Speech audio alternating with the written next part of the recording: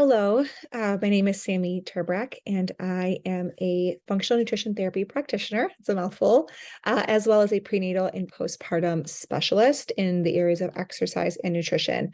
I am also a birth doula. So essentially, all things wanting to and having babies. That's what I do. I support moms from when their journey starts, and I believe that that starts with you with the desire to become a mom and all the way to after we have babies, and then we're helping our babies grow into children and to adults. So I originally got into this because as a nutrition and exercise specialist, I got pregnant and I felt super overwhelmed and unknowledgeable in how to care for myself during pregnancy. And that's what really kind of started my mission into figuring out how can I support myself better during this time, as well as any other women that I knew that were pregnant and wanted to continue to have a healthy pregnancy and stay optimal throughout that process. And then what I realized when I became a mother was that all of the ways that I was doing things, all of the habits that I had built and the systems that I had put in place and the consistency needed to change because I didn't have the same time. I did not have the same capacity, and my body was different and it adapted differently and responded differently. And so I needed to adjust everything. And that was very overwhelming. And I felt very alone because I did not have anybody to speak to that, anybody to help guide me in that area. So that is my mission for women, is to help them optimize their hormones to get pregnant, to help them have safe, healthy, thriving pregnancies and a wonderful aligned birth experience, as well as prove to them that it is possible to be a healthy mom. It is possible to focus on yourself and take time for yourself and prioritize your needs while also being a mother. And in fact, it's what's going to allow you to be a better mother, because one of the best things that we can do as moms is set an example for our children. And so that is my goal for this training. I'm going to split it up into 2 videos. But the goal is that I help educate a little bit that you might not know of everything that your body goes through when it's pregnant, everything that it goes through during delivery, and then during the postpartum period, to give you a better understanding of just how amazing and powerful the female body is, and to hopefully appreciate and honor it more. So then that way, when it comes to doing the daily things, you're doing it from a place of love and appreciation and honor versus frustration and versus shame and versus self-consciousness. Okay. So that's my number 1 goal. And my number 2 goal is that I give you some small daily action steps that you can do on a busy mom schedule, whether you're working inside or outside of the home, and that these are applicable across the board, regardless of what's going on. Now, I do believe that an individual approach is the best approach. So if at any point in time you feel as though something isn't aligning, that exercise isn't possible for you in the suggestions that I give, or whatever the case is, or you eat a certain way, again, whatever it is, please, please, please connect with me. Please reach out. There's going to be opportunity at the end for you to book a free clarity call. And again, my goal there is just to serve you. My goal there is just to give you these tools, because most of us just need the tools. We just need to be able to know that there is a way and figure out how and when we can apply these things. And then if by chance you need additional help, you need additional support, then we can talk about that. But like I said, most of the time when it comes to women that I work with, the knowledge and then the application is what we need. And it's a lot easier if we simplify it versus giving you all of the things. Let's figure out what works for you. Okay. So we're going to go over, first I'm going to share my screen, and we're going to go over essentially the timeline of postpartum, because it's not 6 weeks. It's actually 2 years and could potentially be longer depending on the person and the circumstance. But we're going to go through the timeline just to help you kind of move through where you might be in that timeline, because it's not always chronological. You might be 8 months postpartum, but you still might be dealing with week 1 issues. then that means that you're week 1. And that means that we have to solve those problems. So let's dive into that a little bit. And then we're going to go through essentially ways that you can help to move yourself forward, or like I say, move the needle forward. So I'm going to share my screen. Okay. And this is the timeline that I have. So the timeline is essentially the 2 years that we've got going on here. And like I said, this is different for everybody, but on average, the postpartum period is around 2 years long. Okay. And so I've kind of broken it up into 4 subcategories. The immediate postpartum, which is that first week, we're focusing on responding and recovering from the act of labor and birth, because that is a very, it's a wonderful, beautiful thing, but it is a life and death situation. And so there is a response there. If you've ever been in a life and death situation, you know that you have to recover from that. You have to de-stress. You have to like stimulate the nervous system and relax the nervous system in a certain way so it can come down from that life and death situation. And so that's the focus in week 1. Then weeks 2 through month 2, we're really focusing on wound healing. So think of like the physical healing. So not only were you pregnant for 40 plus weeks, but you also went through hours and hours of labor, and then the challenging delivery process, whether that was vaginal or C-section, and you have wounds. You have very large wounds that we have to heal. And that takes a combination of nutrients and a combination of rest. And your rest is compromised when you are in that postpartum period, as you all know. And so how do we go about healing and supporting that?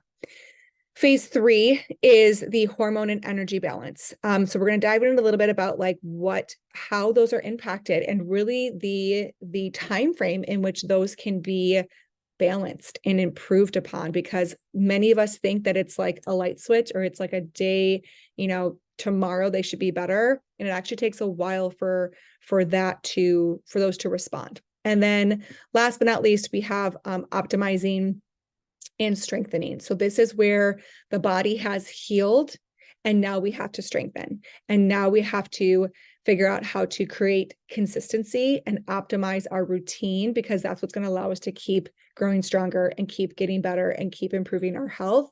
That can only happen if we create that consistency. And that consistency is really hard to do in the first year, because as you all know, that first year, there's a lot of change going on. Okay. So how do we navigate that and figure out how to build that consistency? Okay. So like I said, this is just another page to kind of help break down. So that phase 1, we're focused on stress response. We're focused on connection with the baby, and we're focused on rest. And like I said, rest is compromised. So we have to pull it in where we can, how we can.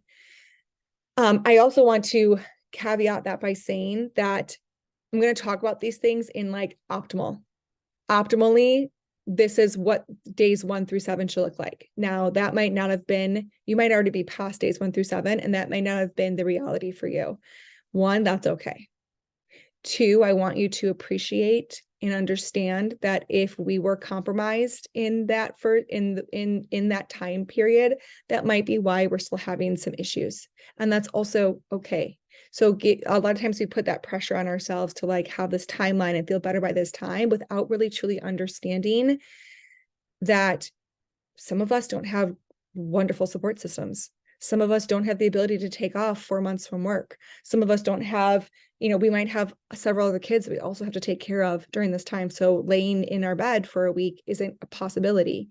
So it's not to shame anyone for their specific circumstance. It's actually more so to allow you to appreciate your circumstance and be able to say, hey, because I didn't have this, I'm going to give myself a little bit more grace. This might take a little bit more time.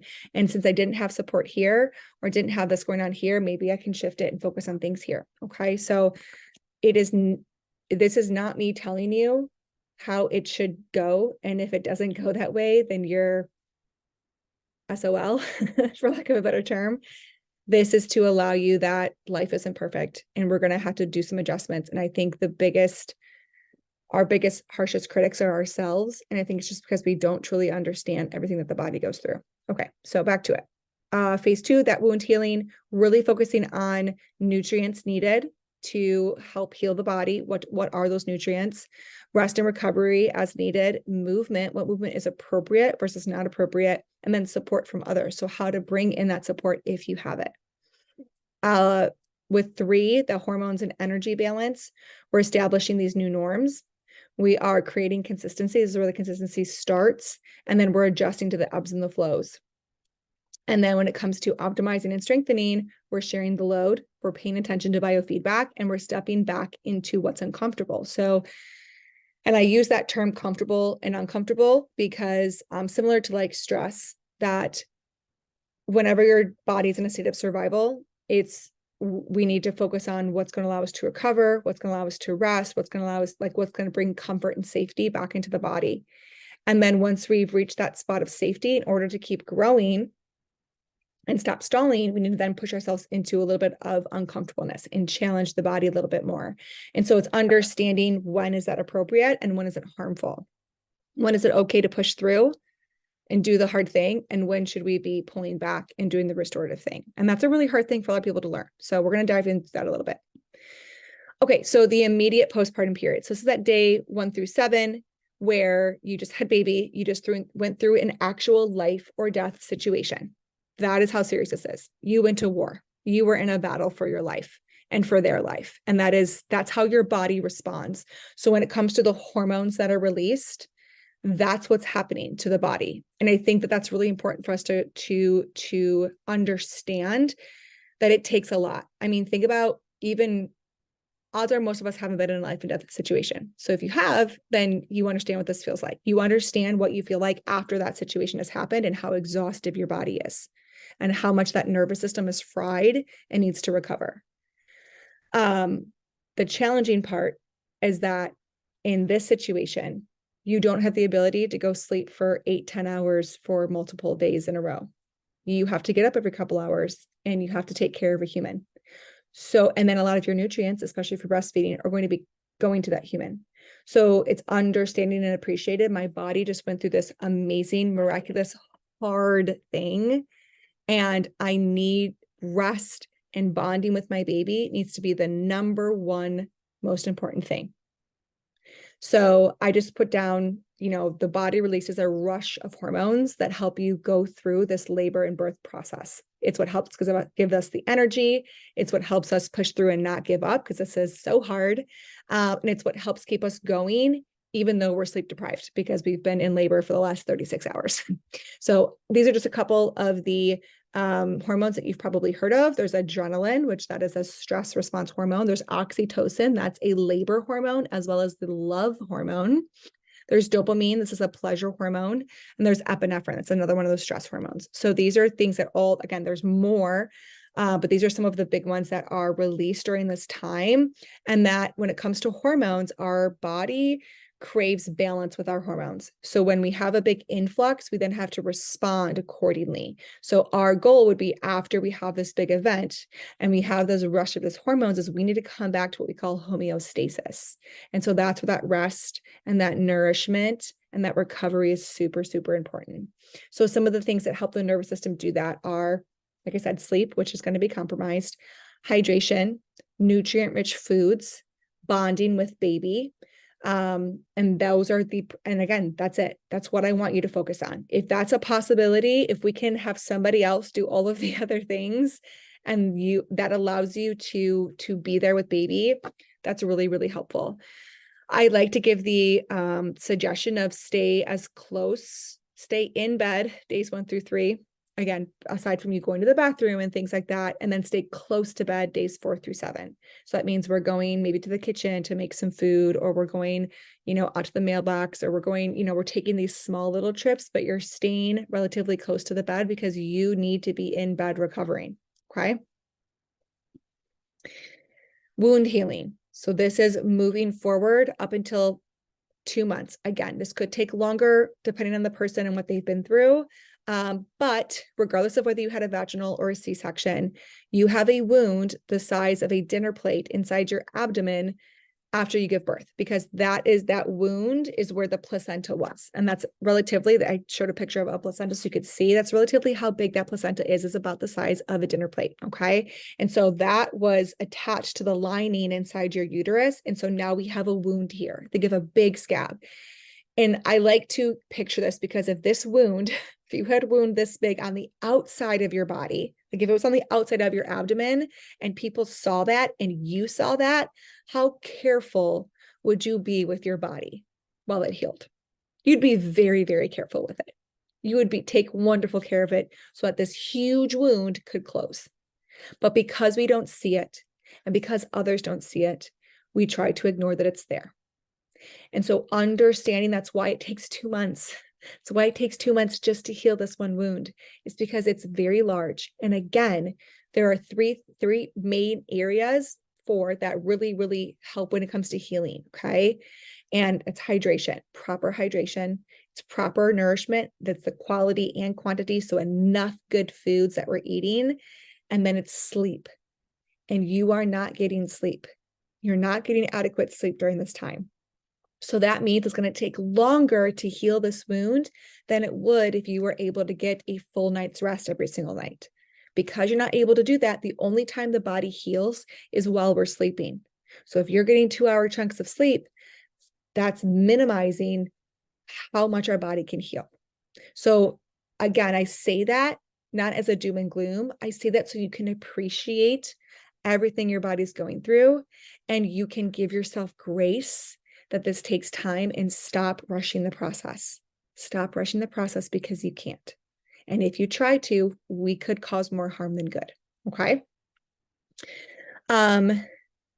So I also put down the things that interfere with healing, and that is high stress, that is broken sleep, that's inflammatory foods, and gut issues, as well as a plethora of other things. So it's not just about what are we doing to pull things in, but also what are we doing to avoid things that could further compromise our healing process. You're getting broken sleep. That's a fact. That's okay. Okay. That's the reality that we have to live in. Now, but what can I do in the other areas? What can I do when it comes to high stress? How can I help support my nervous system so that way I don't feel like I'm constantly stressed out all the time? What does that mean when it comes to pulling in extra help and things like that? Okay. And we'll talk in some more detail about that. Inflammatory foods. A lot of times we're going to want to eat whatever we want to eat, and we're going to be ravenous when we are postpartum. But nourishing foods going to help you heal faster. Inflammatory foods, junk food, things like that.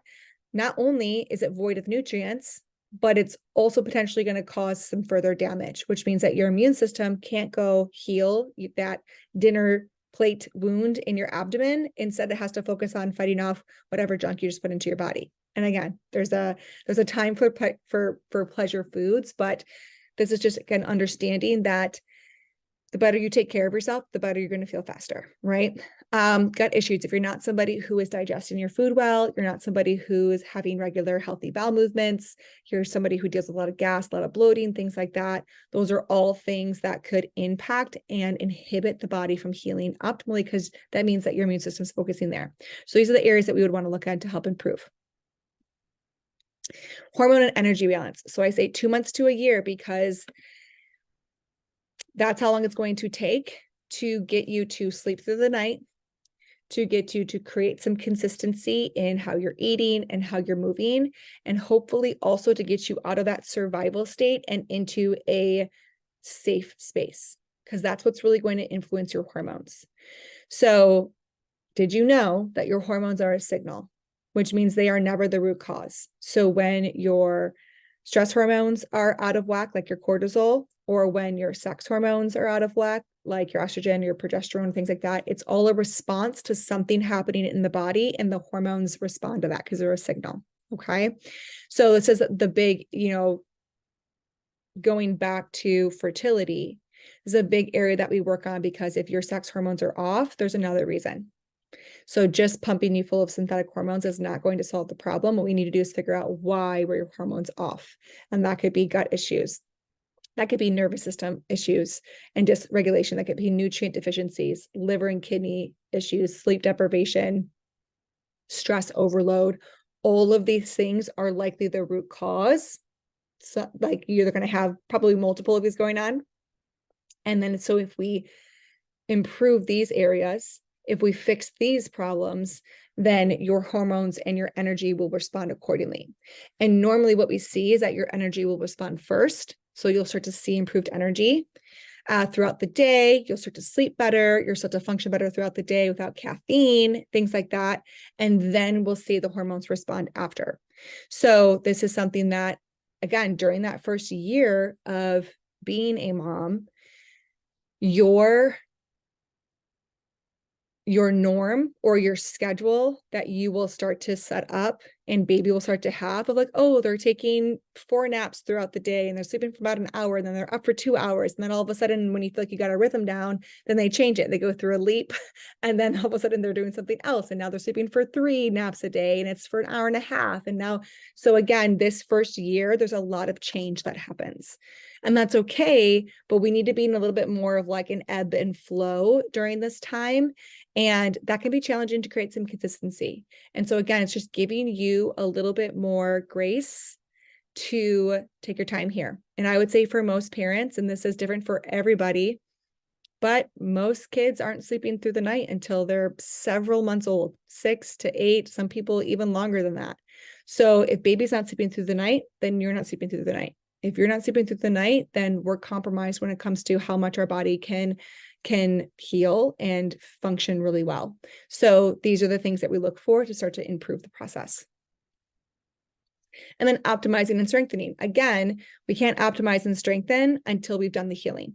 And so until all of those previous things are happening, we're going to kind of be, your body will always prioritize, I need to heal first.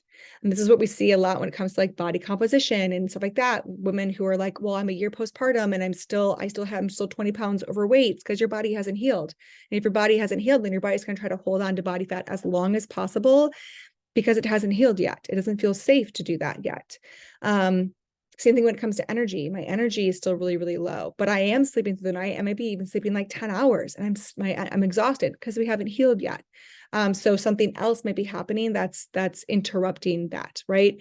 So understanding as well as how long it takes to actually correct and rehab your abdomen and your pelvic floor. It took me 14 months.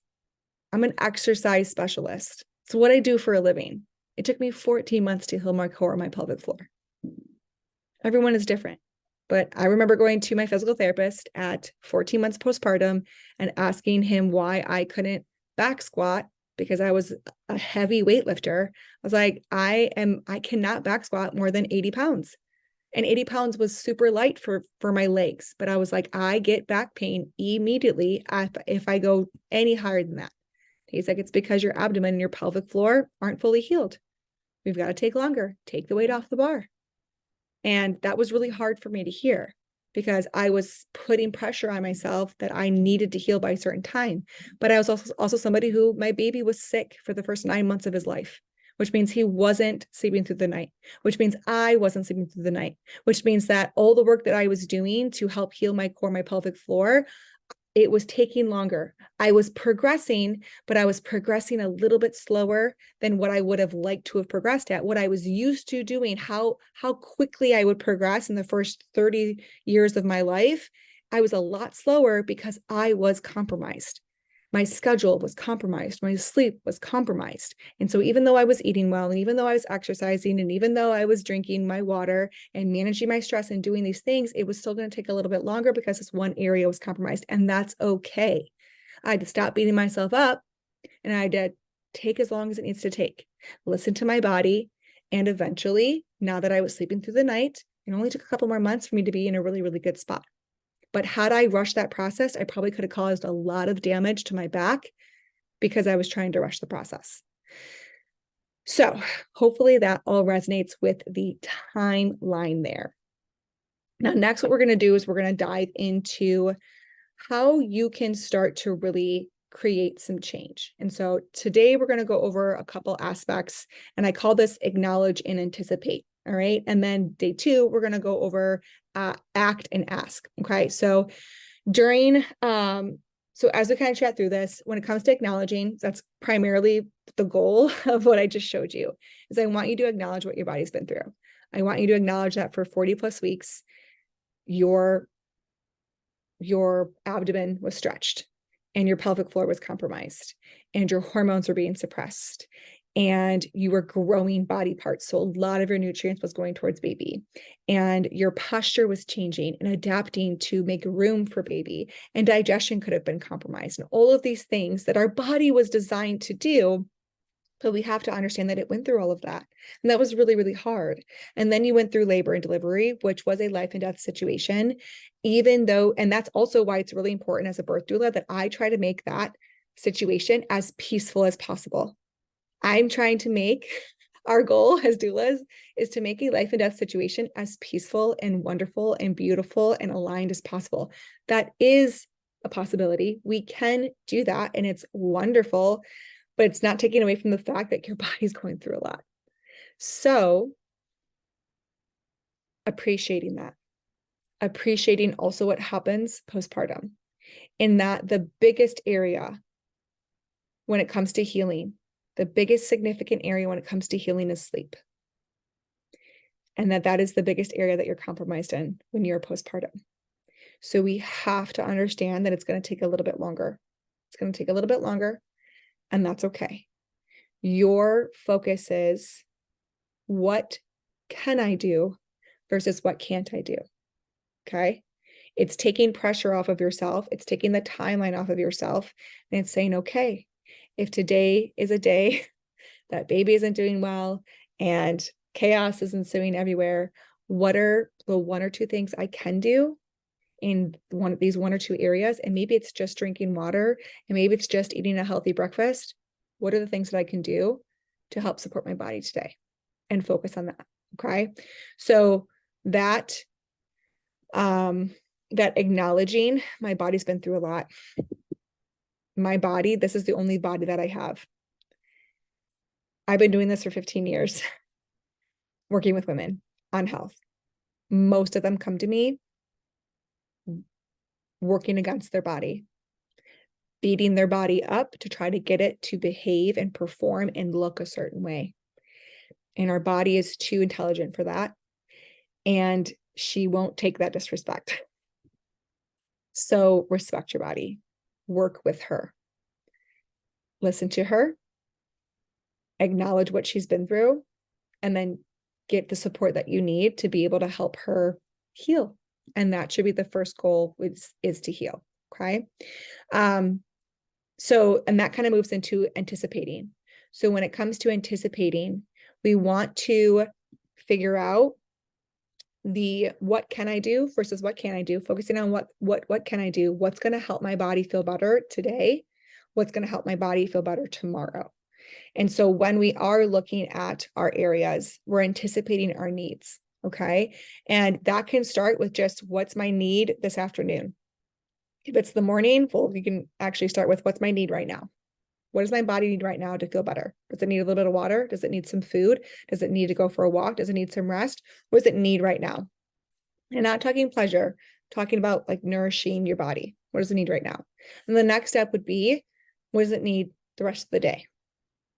And then maybe the next step is, what does it need tomorrow? And then maybe the next step is, what does it need in the next 48 hours, in the next week?